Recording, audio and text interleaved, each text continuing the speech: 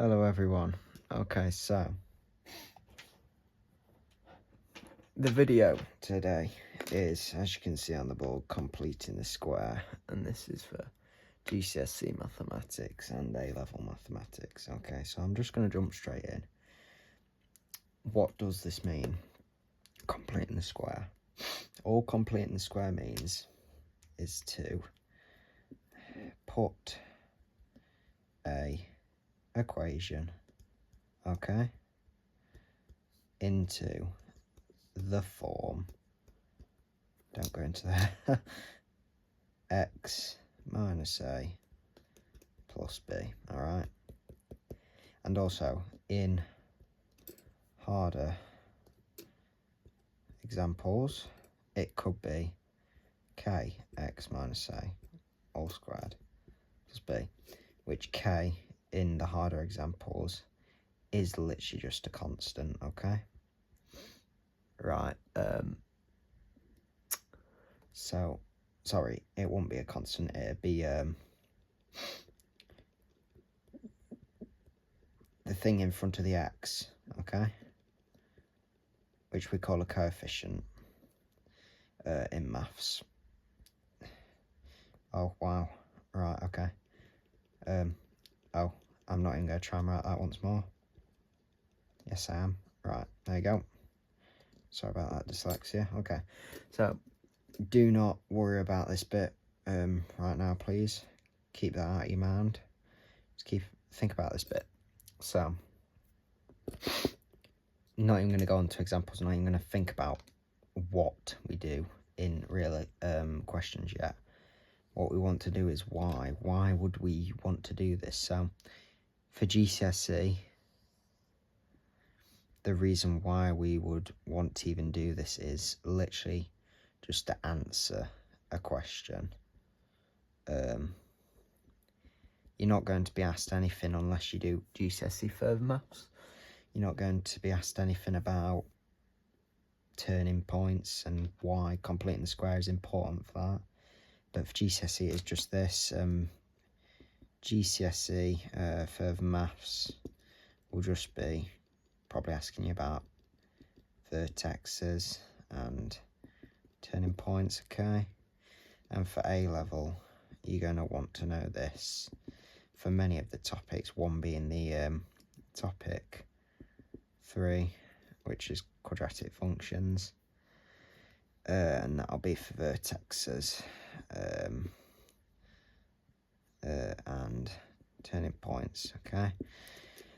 So I'm just going to think about the easy completing the square today, and I will do a video on the harder one if you guys want, because that is very needed as well, GCSE and A-level. So let me just get this into your head. Completing the square in GCSE is going to be a 2 to 3 mark task. For A-level, it's going to be expected of you to answer a question, so you probably get 1 mark for the full correct solution in the completing the square form, which is x minus a squared all squared plus b. And in further maths, it is the same, I imagine, but I have never participated in GCSE further maths, so let's have a look at the examples.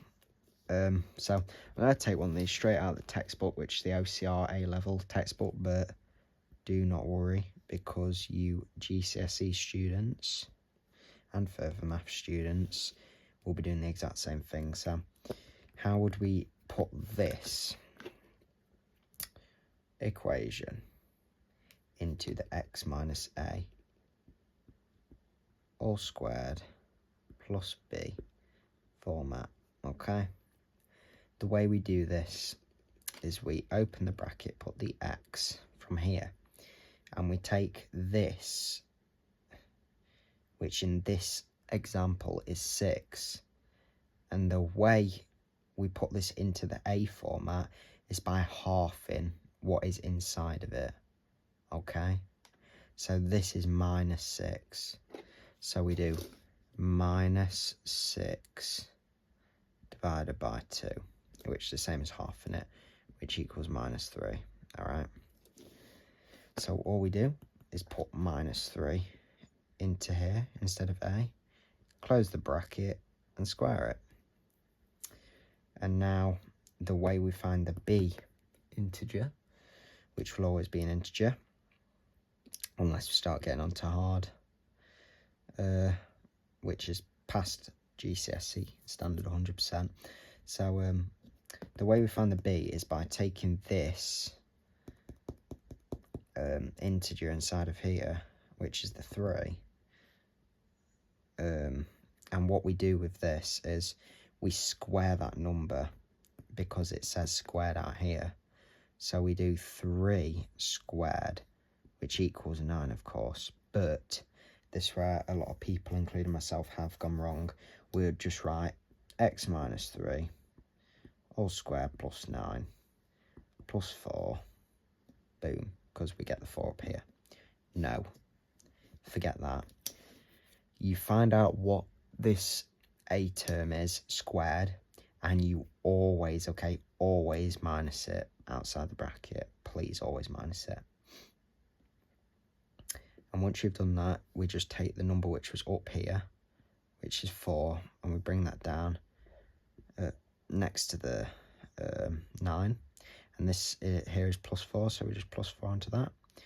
And we can simplify this bit to just be -5, and we just bring this down, x minus 3 all squared -5. So your final answer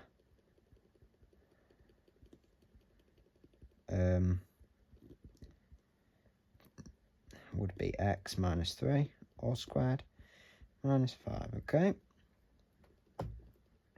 hope that makes sense. So we know what it is, we know why we do it for the different levels of maths, and we know how to do it using the rules I've just taught you. So let's just recap. We need to make sure these are the only rules you need to remember for your GCSE and your A level, and further maths GCSE. Always half the integer, which is a, always half the second coefficient of x, the coefficient of x, always half it and put it inside the bracket, shown here in this example. And with the b integer, always square the a integer inside the bracket and always subtract that, even if it's -3 squared. We don't do -3 times -3 equals +9, so with +9 now. We do 3 times 3 equals 9, and you always minus it, okay, guys? And then you bring the number which is outside the bracket, which sometimes there isn't one, okay? And you bring that down and simplify the b value to get your final answer, alright? And I'm just going to show a reason why we would do this, okay? I'm going to show a full-on question, which will only be important for you A-level and further maths students. So if you are here just for the GCSE higher maths, thank you for watching. You may turn it off now. It's been a pleasure to teach you a bit. I hope you understood it, and any questions, please put in the comments. So now we're gonna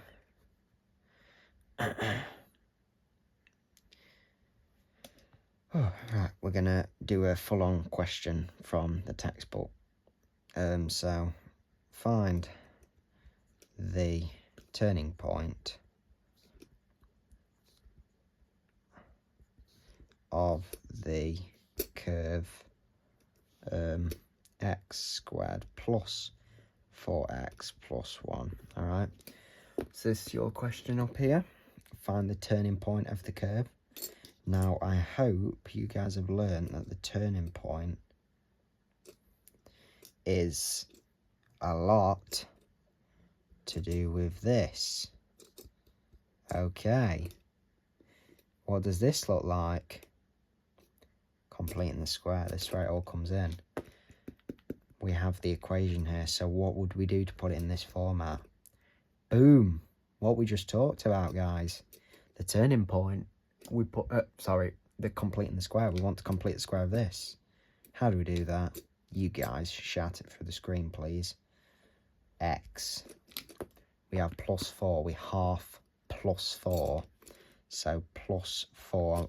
You don't need the plus, but I'm just showing this to make sure you get that in your head, that whatever the sign is before the number, you have to divide by that.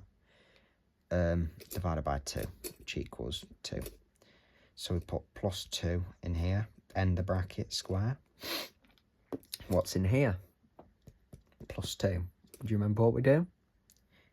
Indeed, we square this integer. But do you remember why we, not why, but do you remember that we always minus this number? Yep. 2 times 2 is 4, minus 3.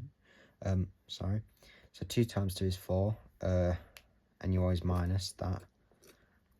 And then what was up here? The +1. Remember, we bring that down next to it. So this just simplifies down to x plus 2, all squared, minus 3.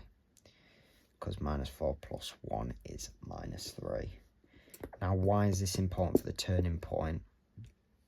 Because now it is in that x minus a all squared plus b format. If you've learnt it yet, the turning point is when you see this, you want the coordinates of the turning point. So to find the coordinates of the turning point, TP equals turning point, we just change the sign inside the bracket and keep the sign outside of it. So x for this would be -2, because that is +2. We have changed the sign. The opposite of that sign is minus.